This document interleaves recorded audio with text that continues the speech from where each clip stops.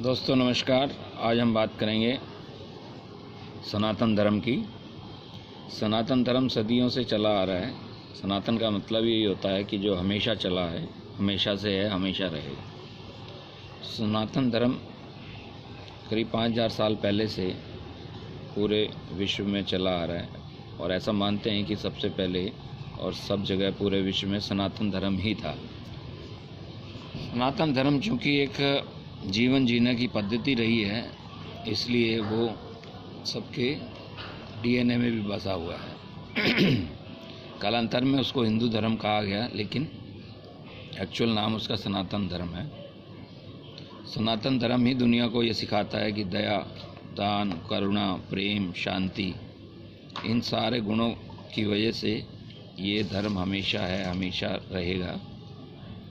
और कालांतर में जो चेंजेज आए हैं धर्म में, उसका बहुत बड़ा कारण आज हम ढूंढने की कोशिश करेंगे। देखिए, बदलाव जो है मानव का स्वभाव रहा है, और जब पानी ठहर जाता है तो गदला होने लगता है। तो समय समय पर उसमें काल और समय के हिसाब से, देश और परिस्थितियों के हिसाब से बदलाव बहुत ज़रूरी है।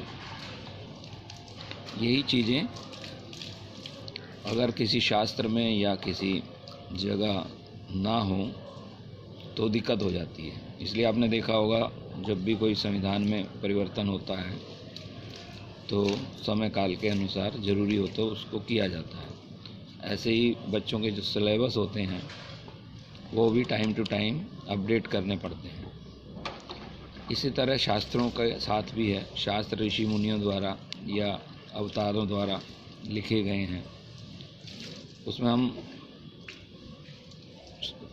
सनातन धर्म की अगर बात करें तो वेदों से इसकी शुरुआत होती है, और कालांतर में पुराण, गीता, महाभारत, रामायण, ये सब चीज़ें धीरे धीरे उसका पार्ट बन जाती हैं।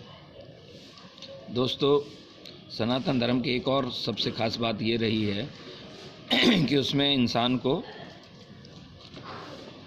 चलायमान रखा है। चलायमान इन द सेंस, हर महीने कोई ना कोई व्रत, त्यौहार, कुछ ना कुछ उन चीज़ों में बिजी रखा है। उन चीज़ों से ना केवल इंसान बल्कि पूरा समाज या जो मार्केट का हमारा सिस्टम है वो चलता रहता है। जिस तरह होली है, होली पर रंगों का बिक्री होता है, लाखों करोड़ों लोगों को उसमें रोज़गार मिलता है। दिवाली पे पटाखे हैं और नए नए कपड़े, मिठाइयाँ हैं, उससे मार्केट चलती है। ऐसे ही रक्षाबंधन है, दशहरे पे बनने वाले रावण हैं, नवरात्रों का सामान है। इस तरह हर त्यौहार जो है, एकादशी, व्रत, उसमें कुछ ना कुछ मार्केट को गति मिलती है। इसलिए ये धर्म, सनातन धर्म जो है, जीवन की पद्धति के साथ साथ बाज़ार को भी गति देता है और लोगों को रोज़गार से भी इसको जोड़ा गया है। कहीं मिट्टी के बर्तन बिकते हैं, किसी त्यौहार पे दिए बिकते हैं, मोमबत्तियाँ बिकती हैं, पटाखे हैं और नए नए वस्त्र हैं। तो इस तरह से ये चलता रहा। लेकिन आज हम देखते हैं कि कुछ लोग इस सनातन धर्म को नष्ट करने का प्रयास कर रहे हैं, और इसमें वो लोग भी शामिल हैं जो अपने आप को हिंदू या सनातनी कहते हैं।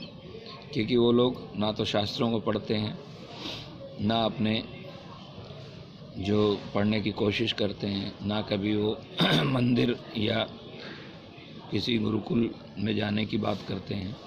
वो मॉडर्न बनाने के चक्कर में कहीं ना कहीं परमात्मा को या शास्त्रों को या सनातन धर्म को इग्नोर करते हैं। तो उनकी इसी पद्धति की वजह से, इन्हीं विचारों की वजह से सनातन धर्म में गिरावट आई। दूसरा एक बहुत बड़ा रीज़न रहा है, हम इस वीडियो के माध्यम से सत्य को जानने की कोशिश कर रहे हैं।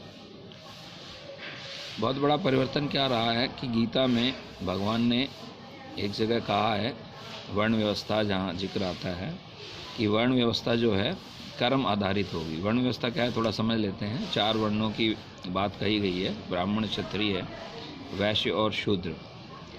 तो इसके साथ दिक्कत क्या रही कि ये शुरू में तो कर्म आधारित रहे। ब्राह्मणों का कर्म पढ़ाने का, वैश्यों का व्यापार करने का, क्षत्रियों को रक्षा करने का और शूद्रों को सबकी सेवा करने का। जो भी कार्य करते थे वो वर्ण व्यवस्था में डिवाइड कर दिए। लेकिन कालांतर में धीरे धीरे इसका दुरुपयोग होने लगा और ये कर्म आधारित ना रहकर जन्म आधारित हो गए। यानी कहने का मतलब जैसे वाल्मीकि ने रामायण लिखी तो वाल्मीकि दलित होने के बावजूद भी ब्राह्मण कहलाए गए। लेकिन बाद में कुछ गुरुकुलों में ऐसा आया है, महाभारत में भी दिखाया गया है कि गुरु द्रोणाचार्य ने कर्ण को इसलिए शिक्षा देने से मना कर दिया कि वो क्षत्रिय या ब्राह्मण कुल का नहीं है। कुछ गांव में हमने बाद में भी देखा, मैं गांव में रहा भी हूँ, तो वहाँ दलितों को कुओं से पानी नहीं भरने दिया जाता था या कई जगह मंदिरों में प्रवेश नहीं दिया जाता। तो इन कुरीतियों की वजह से सनातन धर्म धीरे धीरे बदनाम हुआ और अन्य धर्मों को इसमें समाज में प्रवेश करने का मौका मिला। और कुछ हद तक मूर्ति पूजा भी इसके लिए जिम्मेदार है। अत्यधिक मूर्ति पूजा होने की वजह से लोग अपने कुल देवी देवताओं को, अपने पूर्वजों को भी मंदिरों में बैठा के पूजने लगे। और आज भी आप देखते हैं कि राम और कृष्ण के अलावा भी आपको कई और मंदिर मिल जाएंगे, चाहे वो साईं बाबा के मंदिर हों, चाहे वो अन्य देवी देवताओं के मंदिर हों। तो धीरे धीरे एक परमात्मा वाली जो फीलिंग थी वो धीरे धीरे समाप्त होने लगी। और अत्यधिक मूर्ति पूजा का विरोध न केवल बाहरी लोगों ने किया बल्कि अपने सनातन धर्म के लोगों ने भी किया। सबसे पहले महात्मा बुद्ध का जिक्र कर लेते हैं। महात्मा बुद्ध ने भी मूर्ति पूजा का विरोध किया है। स्वामी दयानंद सरस्वती जी ने भी मूर्ति पूजा का विरोध किया है।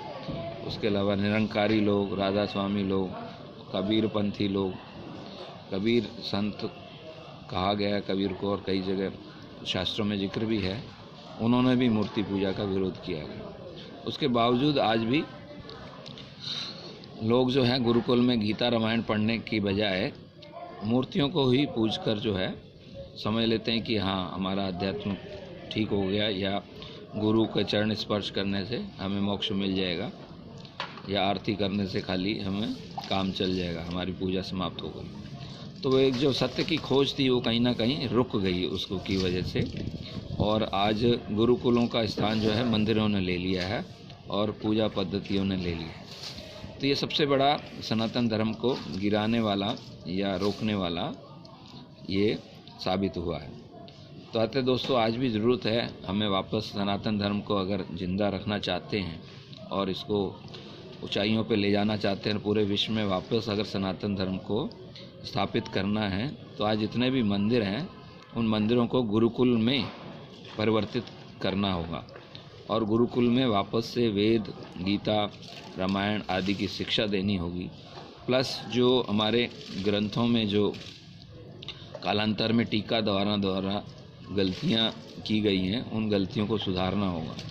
इसमें दो गलतियां मैं मेन रूप से कहता हूं। एक तो वर्ण व्यवस्था पे वापस उसको या तो ठीक किया जाए या उस क्लॉज को, उस चीज़ को वहाँ से हटा दिया जाए, जिससे जो हमारे दलित भाई हैं वो इससे नाराज़ ना हों।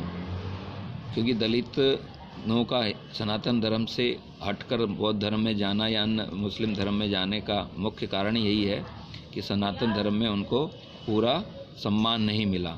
और सम्मान ना मिलने की वजह जो है सिर्फ यही वर्ण व्यवस्था वाली बात है। इसको या तो गीता से हटा दिया जाए या फिर इसको जन्म आधारित ना करके कर्म आधारित किया जाए, और वो प्रैक्टिकली समाज में देखना भी चाहिए।